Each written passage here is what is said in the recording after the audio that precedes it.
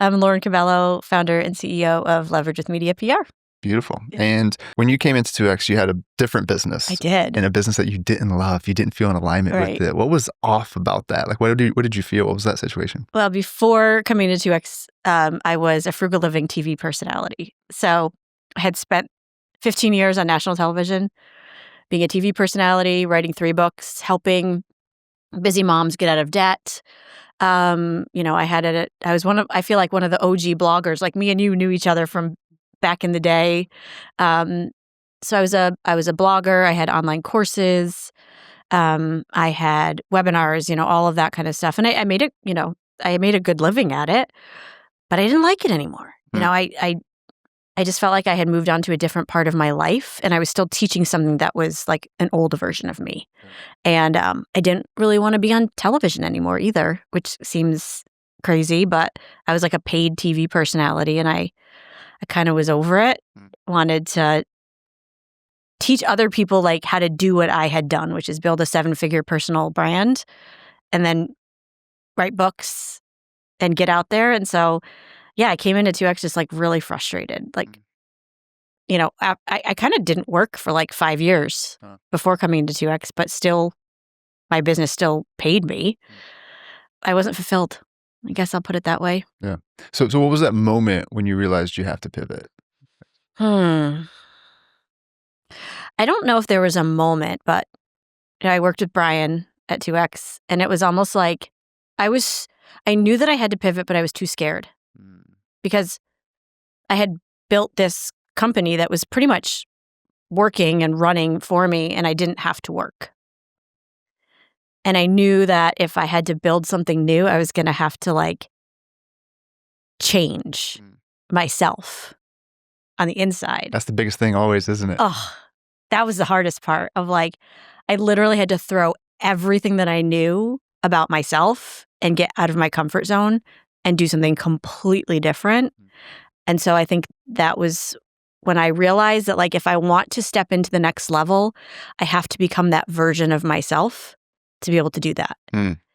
That was like the turning point for me, where I was like, damn. And was that hard? Oh my gosh, it was so hard. It was probably one of the hardest things I've had to do. In order to become that next version or that next, step level up, you have to become that person that's able to do that. So the internal work kind of has to happen beforehand. So there were many tears. There were many, what am I doing? There were many, I can't do this.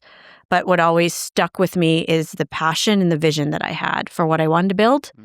But no, it's not easy. From starting in that moment, within 2.5 years, you went from 0 to $3 million per year. Yeah. All right. A completely different life. You have a completely different feeling about you. You have a lightness about you. Yeah. What did you need to get through kind of that transition? There were so many things I had to get through. What did you need support on, like to help get through that?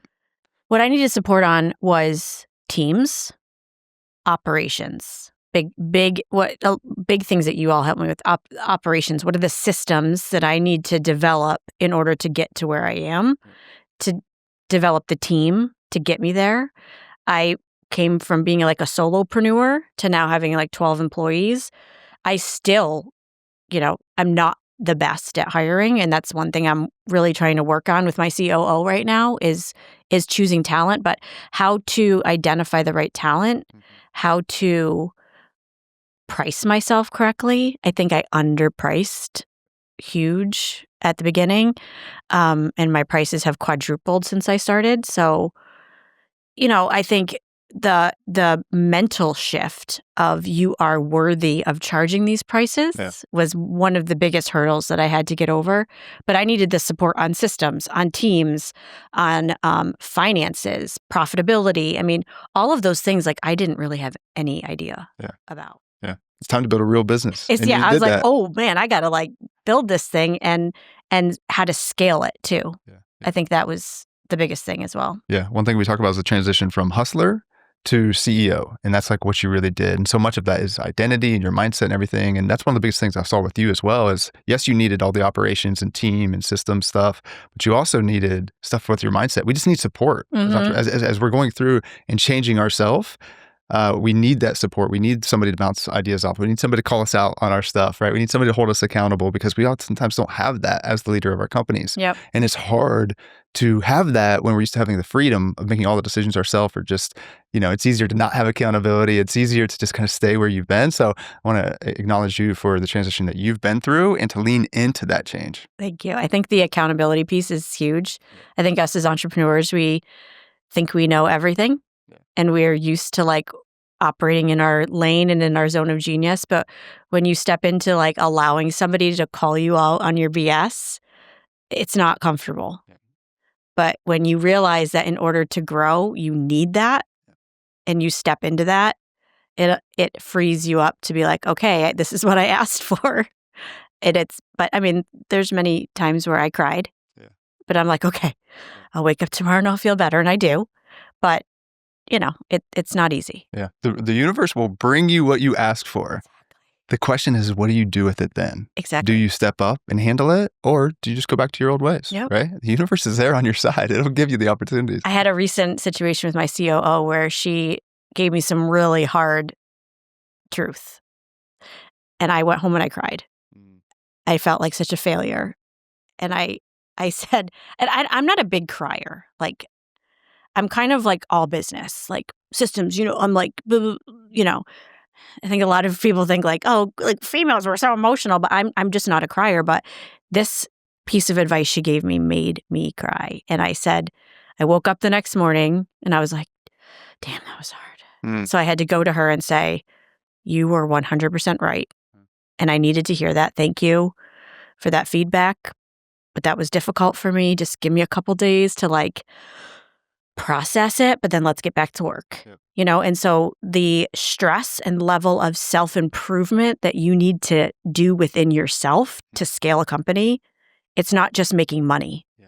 It's like the actual internal work that you need to do to believe in yourself and believe in your people and get to where you want to be is like nothing I've ever been through, but I'm so excited that I get to go through it every day. That's at the core of everything. Yeah. Right. We can talk about systems. We can give you strategies. We can give you tactics all day long, but nothing matters if we don't get the mindset. Right. 100%. Because the mindset will take me off course every time. Exactly. Yeah. We start to focus on other things. We self-sabotage. We don't let go, right? We don't make the proper decisions. We don't make a decision, right? All these different things all comes back to mindset at the end of the day. Right? 100%. Yeah. You talked about not feeling worthy of charging these higher prices. So at the beginning, you were charging lower prices. Mm-hmm. You started to get a lot of traction pretty much right away with a great offer, right?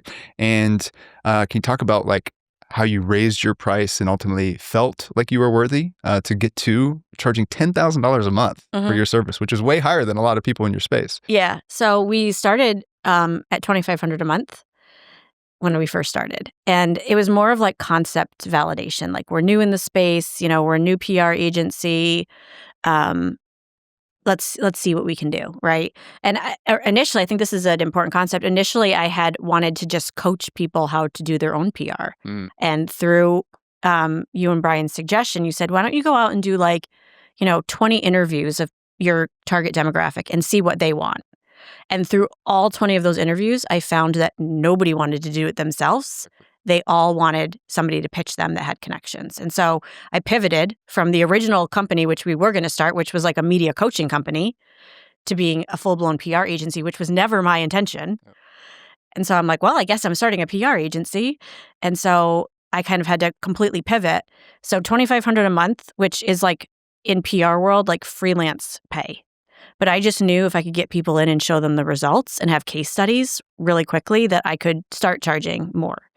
Then the price went up to $5,000. And then we started adding podcast services. So now I have a full podcast team. We're booking Rogan and we're booking like Skinny Confidential and Impact Theory, like all the top shows that everybody wants to be on. And then, so now up to the $10,000 a month, we're doing full-blown PR strategies, and I have like the best publicists in the world. But I think that I needed to prove along the way, not only to myself, but to my team and to our clients, that we can do the work that we're going to do. And now I know what other people in the industry are charging, $7,500 a month, and they're getting a quarter of the results that we're getting. So I can go in and say, like, you're going to pay $10,000 a month, but we're going to blow these other people out of the water because I know that the team that I've built is A++++. and we knock our competition, and I think a lot of that is because I am like our clients. Like I always say, I'm not a publicist. I'm an entrepreneur. I'm friends with all of our clients. Like I can get into rooms that a lot of publicists wish they could get into just because a lot of these people are my friends. I built businesses with them. The podcast hosts I've been friends with for 20 years. To me, it's about relationship building, and I've been building these relationships for a lot longer than before I started the agency. Yeah, cool. One really cool thing you mentioned there was as you raise your price, you're basically selling to yourself and proving to yourself that you're worthy of charging that higher price, right? I think that's so important because if we don't believe in the back end, that shows up subconsciously in our marketing, in our sales, and it has a massive impact, right? So I did the same thing when I started an agency years ago. We started the service at $2,000 that we ultimately creeped up to $16,000 for the same exact service. That's an 8x multiple, way more. We were attracting way better clientele, and it made all the difference in the world for everybody. We were able to provide better results with less people, yada, yada, all the things, right? Yep. So what has that impacted for you to raise your price, like the people, the caliber of people you're attracting or whatever? Yeah, we attract higher quality people. We have people that the 5,000K clients are more needy than our 10K a month clients. Our 10K a month clients are busy CEOs that just want to show up on camera. And so they're, a lot of times not as needy. The 5K a month clients are usually like a lot needier. So our 10K a month clients I would have those all day, right? So we're attracting the right quality of client using that pricing. But I also know what our competition is doing. And I know that we're doing a better job. Yeah. Beautiful. Yeah. You talked about having this A++ people. You have some people on your team that are big salaries. But can you talk about how impactful that is to have like the A++ type people? Yeah. So, I have some big salaries that I'm paying. I'm one of the things that sets, I think, that I wanted to set our agency apart is a lot of times you get sold into a PR agency and then you get stuck with a junior person that's right out of college. And I didn't want that because I think junior people are great for admin, but not for pitching the Today Show, GMA, and top podcasts. So I decided to only hire very senior level publicists, which come with a very high price tag. So our profitability margins are lower than a typical agency, but I'm okay with that because to me, I care more about results than I do a super high profit margin because I can bring profit in from other areas of my business, right? And so when I'm looking at those price tags, to me, I'm looking at, okay, if I bring this person in at this amount, in order to be profitable, they have to be able to take 6 or 7 clients, right? So I'm looking at it that way. They have to be able to take 6 or 7 clients, and then they'll be profitable. We'll be able to profit like 20% off of that employee. But, I think for me, my core value has always been results. So I need to bring in the people that are going to give me results, right? And so where we gather in profit, I have a very strong skill set in course creation and all of that kind of thing. So I'm like, okay, how do we bring in profit from other levels? Like whether we have a smaller course and mastermind and things like that I'm building right now to increase the profit of the company that is more passive. But I'd rather have great results for my clients than a super high profitability and just collect money. Yeah, absolutely. One thing that we share is an A player, like a top tier person, is maybe you'll pay 40 to 100% more, but you get 4 to 100x the value because 100%. like they're not bringing problems to you. They're solving things themselves. They're making happy clients, which send other people your way. They drive new revenue. They make your life easier. They give you peace of mind, like all these things that most people were scared to pay for. But if you do that and really bite the bullet, you start to see the impact of that. And then you do it over and over and over again to now create what you've created, which is true raving fan fulfillment, where you're doing basically no marketing or minimal marketing. I don't do any marketing. And you have a wait list for your service. Talk about raving fan fulfillment and how you've been able to drive word of mouth. Yeah. I mean, for me, it's all about connections, right? We do a lot of, New York Times and USA Today bestseller campaigns for books. And so I've been able to go and meet with all of, the publishers, make really great connections with hybrid publishers, traditional publishers, book agents, because I am a 3-time author. I understand the book publishing agency probably better than most publicists, right? And so I go in and I show them our case studies. Like, this is what we're doing. This is what we're providing. This is how we understand. We're not just doing PR, but I'm also negotiating bulk book deals and negotiating, strategizing our clients so that they can hit these lists. So for me, it's about creating raving fans. First and foremost, I care about results because I had hired PR agencies when I was an author and TV personality that sucked, which is why I wanted to start this company. I believe if somebody puts the money in, they should have great results. And $10K a month is expensive. So some people it's not. Some people it is. Raving fans is my number one goal. All of our business comes from referral or word of mouth because they're like, you have to work with leverage because they were phenomenal. They're the best PR agency I've ever worked for. That's what I'm trying to create here. And we haven't had the need for marketing for 2 years. Wow. We haven't, and I have a waiting list. And so and it's just become from hiring A players. Yeah. And focusing on results. That's beautiful. Mm-hmm. Beautiful. So one of the things that you did early on is you focused just on authors, and you used that to really get some good traction and made for no-brainer offers, very clear. But now you're starting to broaden out, right? Can you talk about going narrow to get enough traction to be able to go one degree away to other audiences? Yeah, so we focused on authors specifically. I actually built the whole agency off of a video sales funnel targeted specifically to authors. I pivoted a little bit after that to specifically talk to business authors. And I wanted to focus on them specifically because there's with PR, authors have a thing to promote. So they're usually looking for a publicist. So I was thinking about that. Plus, I know the book industry very well. So we did that and knocked that out of the park.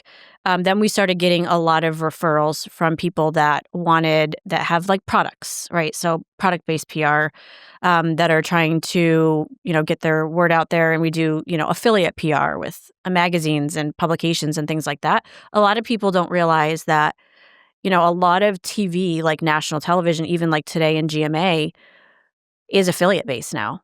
So when they have like a Shop Today segment or a GMA segment where there's products up there, those are all affiliate marketing. It's like affiliate marketing on TV now. Yeah. And that's how they're affording a lot of these shows to stay in business. So we do a lot of that. And then I also built out a huge podcast division. So we have Brittany's my head of podcast PR. She runs that side of the company. And we have such amazing podcast connections. And we work with people that only want to get on podcasts now too. So those are like the 3 phases. We work with, nonfiction entrepreneurial authors or like celebrity authors, personal branding PR, product PR, and podcast PR. So those are like the 3 levels that we do. Yeah, super cool. Super cool. Well, you shared something interesting with me the other day when we were meeting. You're talking about how to show up in AI search, right? How do people do that? Yeah, so AI is actually searching a lot of times for third-party articles to point to people that will show up in AI search results. And so there's actually a couple interesting things that are happening right now, which are the need for having some sort of external third-party PR. Is that the more PR, the more external links you have back to your brand, the higher you're going to show up in ChatGPT search results when people are looking for, a coaching company for entrepreneurs on how to 2x their business. You need to have links. You need to have third-party articles pointing back to your website. Now, this is the kicker, is there's a lot of marketing companies that will trick you into thinking that they're PR. Okay? You have to be careful of this.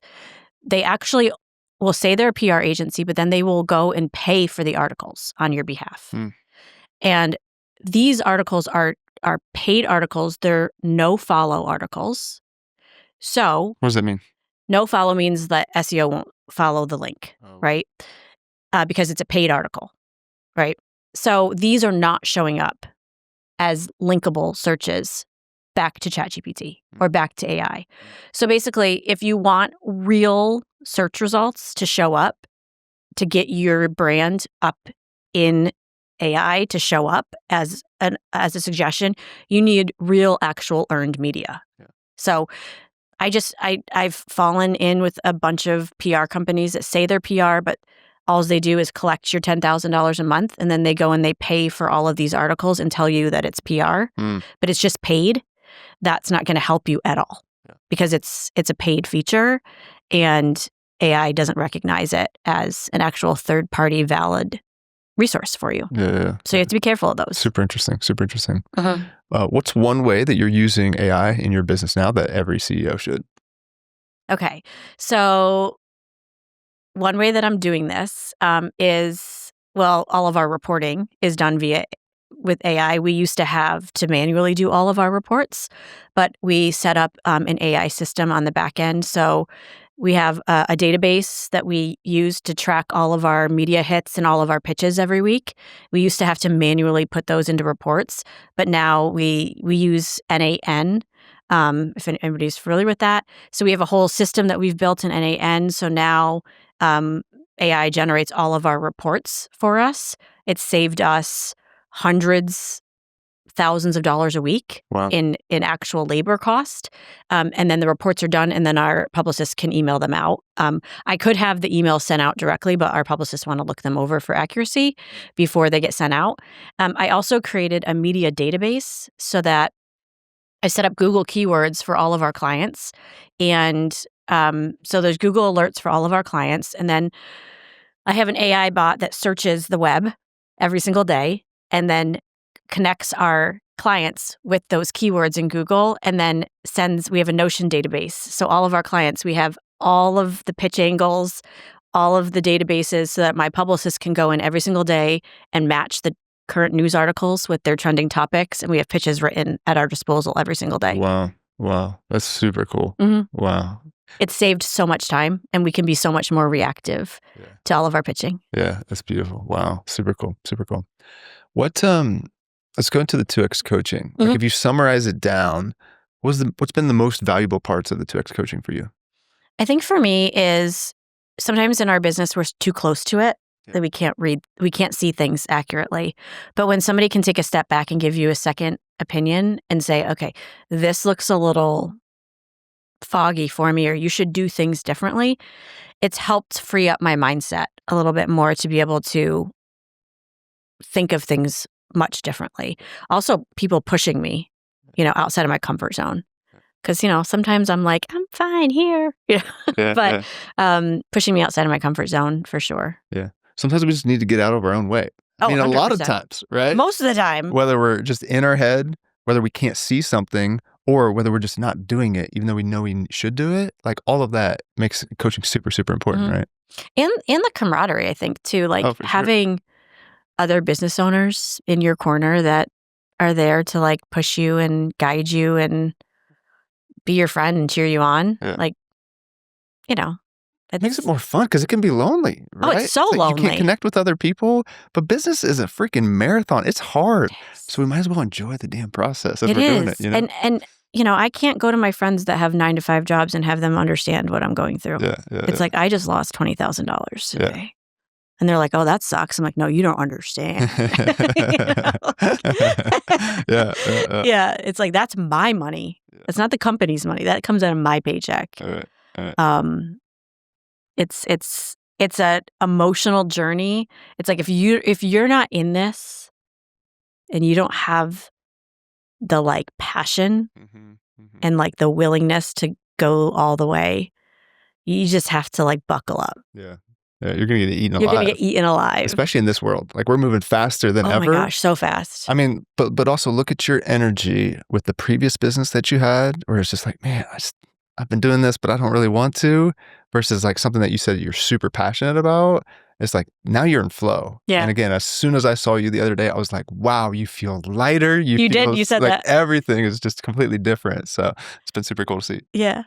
Yeah. No, I didn't wake up excited to go to work. Now I don't feel like I ever work. Wow. I feel like I'm so blessed to wake up and do what I love to do. And I think one of the biggest things is like learning. There's a couple things that I did is I learned, like I took a Colby, are you familiar with the Colby test? Oh, yeah. And my DISC personality and my working genius. Yep. and being like, okay, this is how I operate the best. I'm a visionary. I'm a connector. I'm like a big picture thinker. I'm not detail oriented. Hence why I showed up an hour early to this interview. But I can make things happen and tell people, the implementers in my life and the integrators, what to do, and we can create magic together. So figure out what you're good at and what your zone of genius is. Give yourself the permission to not have to do everything. And then the magic happens. And then you can work in your zone of genius. I don't think I had ever like given myself the permission to not do all the things and like let go. Like that is not what I'm good at. I'm going to hire for that. And I'm going to give them full trust.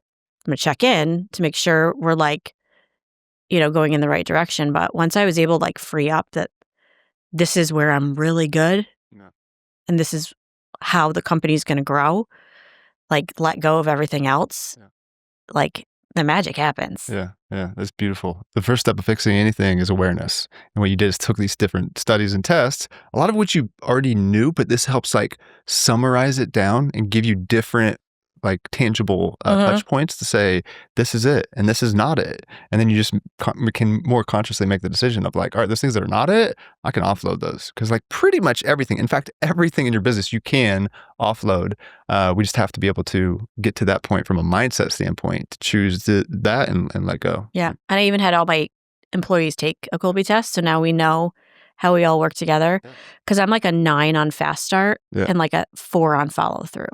So my team knows that you're going to be coming hot with the ideas. As soon as you tell me something, I already have it done in my mind. But then if you want me to do something, it's like I have to do it then or else you're going to have to chase me.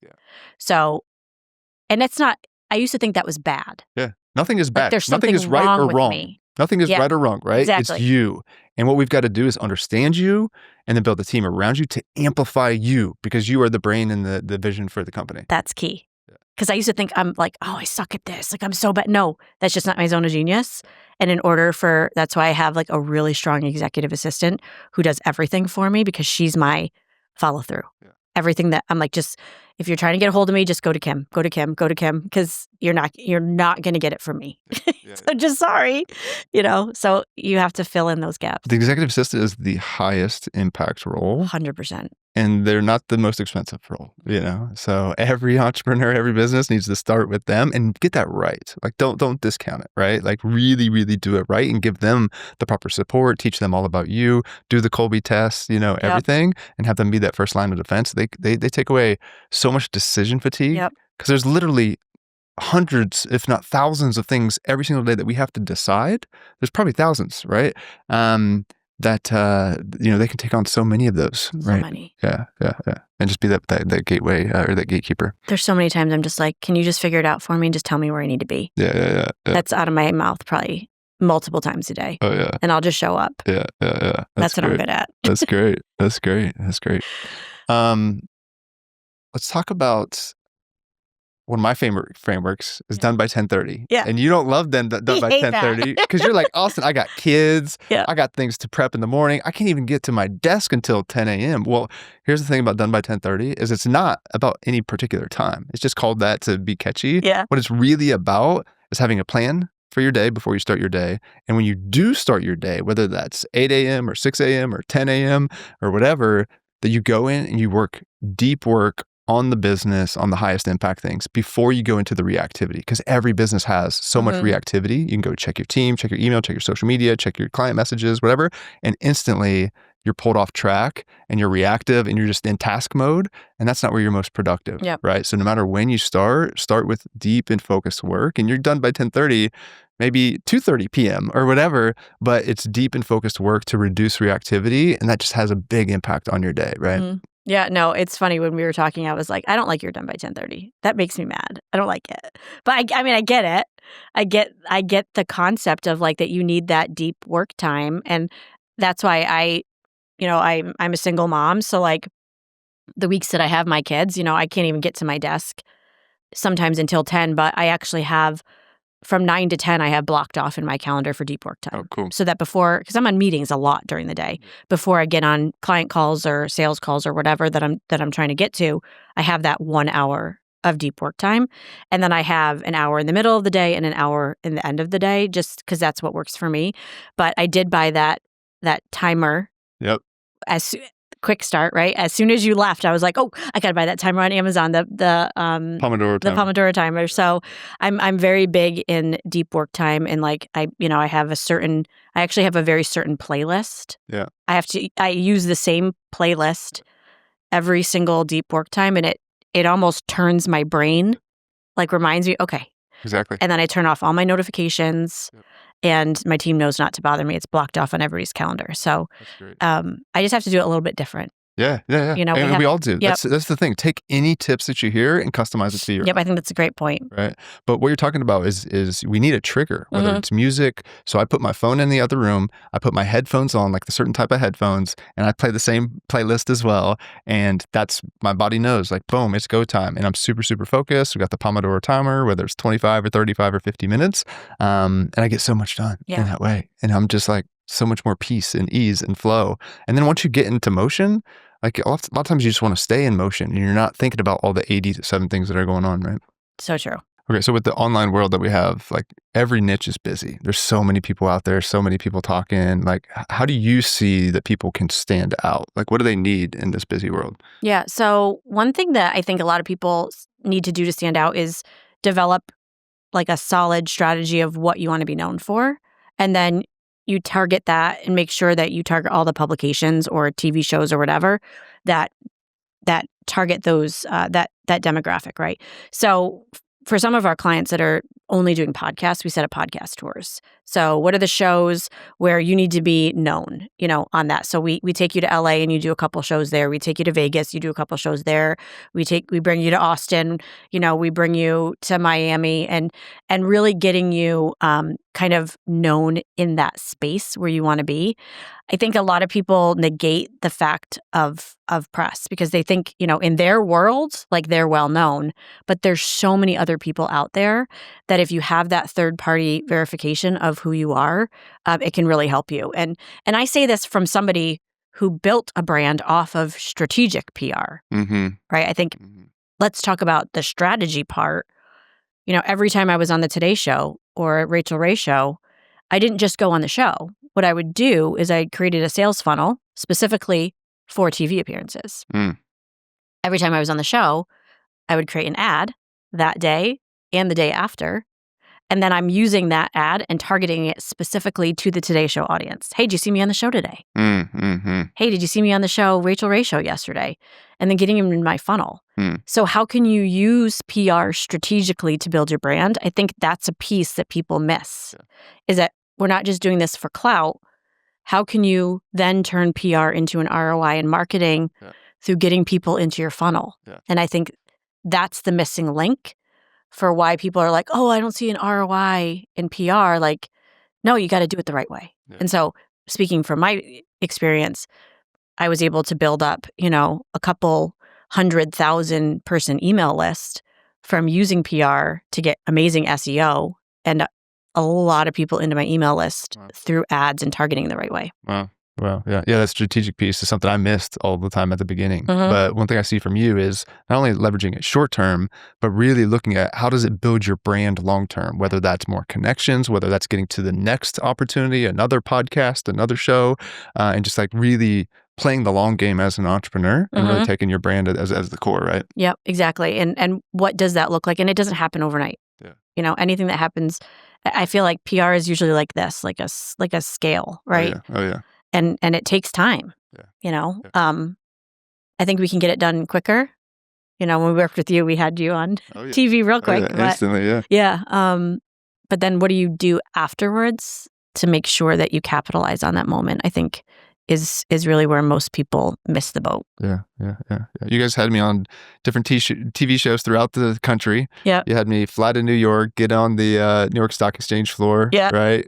Get on some big shows there. That was just like unbelievable. Everybody was just kind of truly blown away with what I was able to do so quickly. And I was like, I didn't do anything. Yeah. I just showed up. Yeah. But I think that sales funnel piece was always the traction for me. Yeah. I would put a couple $100 behind an ad every time I was on the Rachel Ray Show. Yeah, cool. to my sales funnel, and I would make money. But then also it helped with, people watch the show, and then I would retarget all of them through ads to be able to get them into my ecosystem and become raving fans of me. Finish the sentence. My business exploded when. My business exploded when I stopped trying to do everything myself. And I hired the right people to join the team. Amen. Let's go. Any final words of who you would suggest to consider 2X? I think if anybody is interested in 2X, they should definitely do it. I think if you want to have that community and support around you, people that have done this before, learning how to get out of your own way and creating those systems that can really bring you to that next level, it's definitely going to help you get there. Beautiful. And last question, how can people connect with you about PR and how you can help them blow up their brand? Yeah, so they can find me at leveragewithmedia.com, or they can follow me on Instagram. I do a lot of PR tips on Instagram at Lauren_Cobello. And they can email me, Lauren at leveragewithmedia.pr, and we can hop on a call and chat if they want to. But definitely, check out my Instagram. I have a lot of great tips on there. But yeah, I would love to chat with anybody who wants to take their brand to the next level. Let's go. All right. Well, appreciate you very much. Thank it was you. Amazing. Let's go. Yay.